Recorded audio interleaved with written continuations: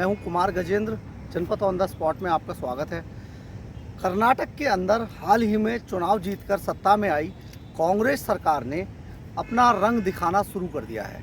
रंग दिखाने में सबसे पहले उन्होंने उन लोगों के लिए झटका दिया है जो देश के अंदर किसी धर्म विशेष की जातियों को बर्दाश्त नहीं कर रहे हैं। जी हाँ, ये बहुत ही शर्मिंदा करने वाला है और बहुत ही सोचने वाला विषय है कि कांग्रेस ने कर्नाटक के अंदर जो भाजपा का धर्मांतरण विरोधी कानून था उसको अब रद्द कर दिया है। रद्द इसलिए कर दिया है क्योंकि कांग्रेस ने अपने चुनावी भाषण में इस कानून को हटाने की वकालत की थी। उन्होंने ये वादा किया था कर्नाटक की जनता से कि इस तरीके के जो फालतू के जो कानून बनाए गए और लोगों पर थोपे गए हैं उन्हें रद्द किया जाएगा। और कांग्रेस ने चुनाव जीतते ही अपने इस वादे को पूरा किया है।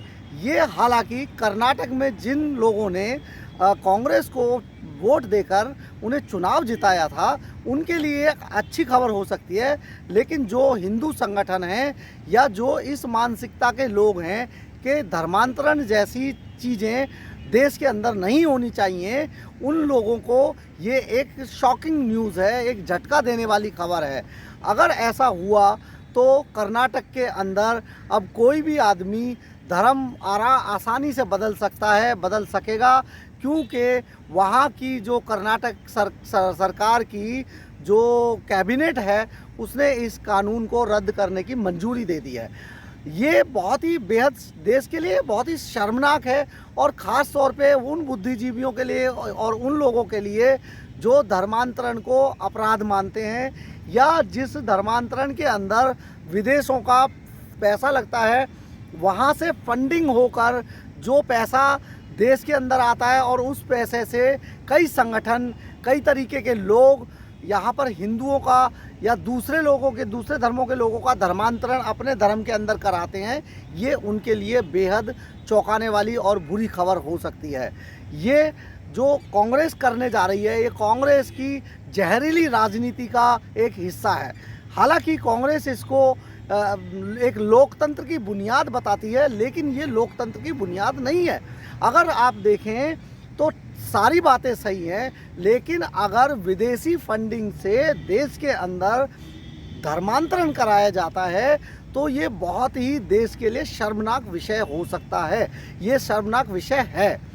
अब हम ये आपको बताते हैं कि ये इसलिए भी बहुत बुरा है कि जो धर्मांतरण वाले लोग हैं और जो कानून के जानकार हैं उनको ये भी समझाया जाएगा कि अगर किसी व्यक्ति का धर्मांतरण कराना है किसी भी तरीके से तो वो कर्नाटक में जाकर आसानी से धर्मांतरण करा सकता है। ये धर्मांतरण इसलिए क्योंकि कानूनी पेच ये है कि अगर इस पर कोई केस करता है या किसी तरीके की कोई कानूनी बाध्यता लाता है, किसी कानून के दायरे में लाया जाता है, तो ये क्योंकि क्राइम ऑफ स्टेट होगा, कर्नाटक का ये विषय हो जाएगा और कर्नाटक में धर्मांतरण विरोधी कानून रद्द कर दिया जाएगा। तो बहुत आसानी से कर्नाटक के अंदर धर्मांतरण कराने के बावजूद इस तरीके के लोग कानून के शिकंजे से छूट जाएंगे। ये बेहद शर्मिंदा करने वाली खबर है। और हम आपको ये भी बता देते हैं कि कांग्रेस जिस तरीके की जहरीली राजनीति के लिए जानी जाती थी, ये राजनीति अब उन्हें बहुत ज़्यादा दिनों तक देश के अंदर करने की इजाज़त देश की जनता नहीं देगी, क्योंकि किसी का कोई भी धार्मिक या कोई पूजा पाठ का विषय किसी भी व्यक्ति का व्यक्तिगत विषय है और ये उसकी निजी स्वतंत्रता उसके लिए कानूनन रूप से उसके लिए बहुत ही आसान है।